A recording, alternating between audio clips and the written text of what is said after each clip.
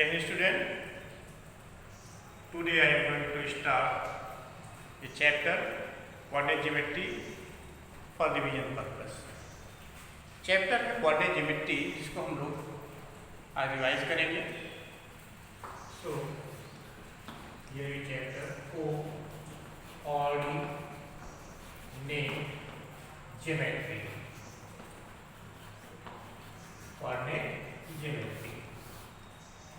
Class 9th में आप लोगों ने कोऑर्डिनेट ज्योमेट्री के बारे में स्टडी किया है, जिसमें आपको ये बताया जाता था कि कोऑर्डिनेट ज्योमेट्री में किसी पॉइंट की लोकेशन को कैसे फाइंड करते थे.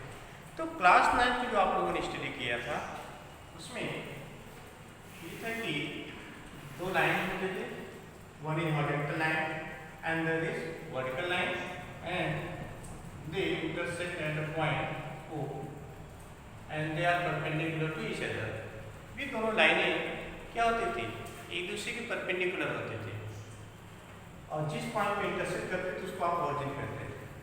तो इसके द्वारा हम क्या करते थे, किसी पॉइंट के लोकेशन को हम फाइंड करते हैं. जैसे यहाँ पर कोई पॉइंट है और इस पॉइंट की लोकेशन क्या है इसको हम लोग फाइंड करते थे, जिसमें बताया जाता था आपको. जैसे सपोज ये डिस्टेंस x है, ये डिस्टेंस y है, इस पॉइंट का जो कोऑर्डिनेट होता था वो x, y आप लिखते थे, जिसमें x को आप एक्सिस बोलते थे और y को ऑर्डिनेट बोलते थे. ये जो लाइन है, दो लाइनें जो है हॉरिजॉन्टल और वर्टिकल लाइन है, ये इस प्लेन फिगर को, जबकि सारा वर्क किसमें होता था 2D में, प्लेन फिगर में. तो इस प्लेन फिगर में इसको क्या करते थे, 4 पार्ट में डिवाइड करते थे, first, second, third and fourth. और इसको क्या बोलते थे आप, क्वाड्रेंट बोलते थे, जिसमें आपको बताया जाता था कि फर्स्ट क्वाड्रेंट में दोनों वैल्यू यानी एक्सिस और ऑर्डिनेट की वैल्यू पाइसी होती थी. इसको आप इस तरीके से, जैसे प्लस है इसके ठीक अपोजिट माइनस, ऊपर प्लस माइनस, यहाँ देखिए दोनों प्लस, x की वैल्यू माइनस, y की वैल्यू पॉजिटिव, यहाँ दोनों नेगेटिव, यहाँ पे पॉजिटिव है नेगेटिव. ठीक है, तो इस तरीके से आप इसको डिफाइन करते हैं. ठीक है, यानी फर्स्ट क्वाड्रेंट में जो भी पॉइंट होगा उनमें एक्सिस और ऑर्डिनेट दोनों पॉजिटिव होंगे, और सेकेंड क्वाड्रेंट में axis are negative but ordinate positive, and in third quadrant both are negative, and in fourth quadrant axis is positive but ordinate is negative. और एक चीज आपको बताया गया था कि x एक्सिस y एक्सिस जो भी पॉइंट होते हैं उसमें जैसे x एक्सिस पर y की वैल्यू, x एक्सिस पर y की वैल्यू 0, जैसे यहाँ मान लीजिए यहाँ से यहाँ तक की डिस्टेंस अगर x है, यहाँ पे इसका x का मान 0 लिखिए. इसी तरीके से y एक्सिस पे जो भी पॉइंट होगा उसमें x का कोऑर्डिनेट 0 होगा. सपोज अगर ये y है, इसका कोऑर्डिनेट क्या होगा, 0 का मान y. कहने का सेंस ये है x एक्सिस पे जो भी पॉइंट लेंगे उसमें y का कोऑर्डिनेट 0, और y एक्सिस पे जो भी हम पॉइंट लेंगे उसमें x का कोऑर्डिनेट 0 होगा. अलग अलग अगर हम बात करें, अलग अलग जिसको कहेंगे x एक्सिस है, y एक्सिस, लेकिन अगर एक साथ बात करते हैं तो उसको क्या बोलते हैं, एक्सेस बोलते हैं. तो इसी बेसिस पर हमारा कोऑर्डिनेट ज्योमेट्री. ठीक है, तो कोऑर्डिनेट ज्योमेट्री में क्योंकि आप लोग पहले पढ़ चुके हैं, जिससे हमारा पहला टॉपिक आता है डिस्टेंस फार्मूला. डिस्टेंस फार्मूला है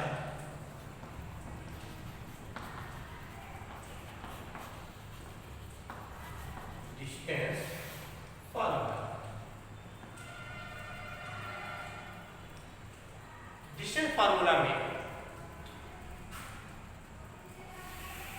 आपको ये बताया जाता है कि अगर दो पॉइंट दे दिए गए हों तो उनके बीच की हम डिस्टेंस कैसे फाइंड करेंगे.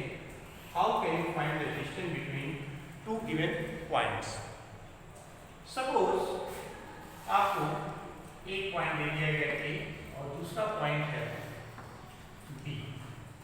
एक पॉइंट A, दूसरा पॉइंट क्या है B. इसमें A का जो कोऑर्डिनेट है x1 y1 ले लिया। दूसरा है x2 y1। ठीक, अब हमको we have to find the distance between A और बी के बीच की डिस्टेंस हमको फाइंड करनी है। सपोज कर लीजिए कि यहाँ ए से बी की जो डिस्टेंस है वो है d। तो ये बताइए ए का कोऑर्डिनेट x1 y1 है, इसका मतलब क्या हुआ कि यह डिस्टेंस x1 है, ये डिस्टेंस y1, यहाँ से परपेंडिकुलर ड्रॉ करेंगे, इसका मतलब ये डिस्टेंस x2 है और ये डिस्टेंस क्या है y2।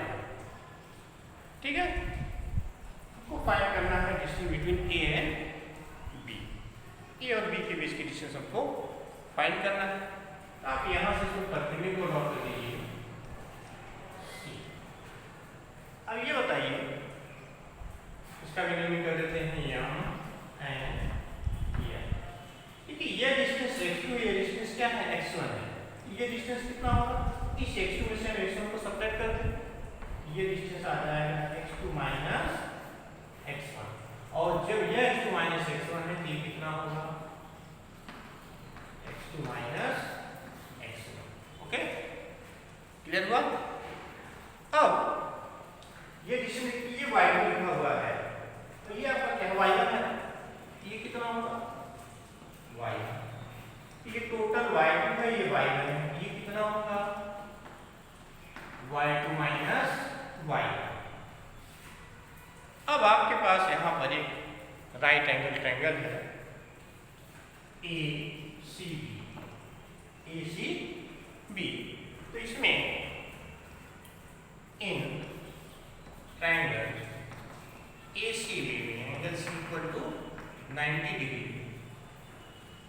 पाइथागोरस थ्योरम हम यूज करते हैं। पाइथागोरस थ्योरम क्या है कि 90 डिग्री की सामने वाले साइड का स्क्वायर जो अदर टू साइड्स हैं उनके स्क्वायर के सम के इक्वल होता है। So we can write here d square equal to d square, d means distance between a and b, d square equal to 4 square of x2 minus x1 and whole square of y2 minus y1, इन दोनों का सम। ठीक है, जब यहाँ देखिए square हटाएंगे तो root में आ जाएगा x2 माइनस x1 का whole square plus y2 minus y1 का होल स्क्वायर। ठीक है, ये हो गया आपका फार्मूला। इस फार्मूले में आप इसको ऐसे भी लिख सकते हैं, देखिए x2 माइनस x1 है, आप x1 माइनस x2 कर लीजिए, यहाँ पे y1 माइनस y2 का होल स्क्वायर। ये दोनों आप यूज कर सकते हैं। क्यों, देखिए ऐसा क्यों है, देखिए x2 माइनस x1 का होल स्क्वायर या x2 माइनस x1 का whole square, x2 minus x1 का होल स्क्वायर या x1 माइनस x2 का होल स्क्वायर, दोनों इक्वल होते हैं। कैसे इक्वल होंगे दोनों, देखिए जैसे आपने कहा कि 3 माइनस 2 का होल स्क्वायर, तो 3 माइनस 2 1 का स्क्वायर हुआ, यहाँ पे 2 माइनस 3 का होल स्क्वायर, यहाँ माइनस 2 का स्क्वायर भी होगा, उनके स्क्वायर सेम होंगे, इसीलिए हम दोनों यूज कर सकते हैं। वैल्यू अलग अलग हो बट स्क्वायर सेम है। देखिए 3 माइनस 2 है, यहाँ पे 2 माइनस 3, ये दोनों अलग अलग है। ठीक है, ये इसके इक्वल नहीं है, ये इसके इक्वल नहीं है, लेकिन उनके डिफरेंस का स्क्वायर सेम आता है। इसी कारण है कि हम यहाँ फार्मूले को इक्वल रखते हैं। ठीक है, प्रॉब्लम कैसे सॉल्व करेंगे, आपको x1 y1 x2 y2 की वैल्यू दे दिया जाए तो आप उसके हेल्प से उनके बीच की डिस्टेंस फाइंड कर सकते हैं।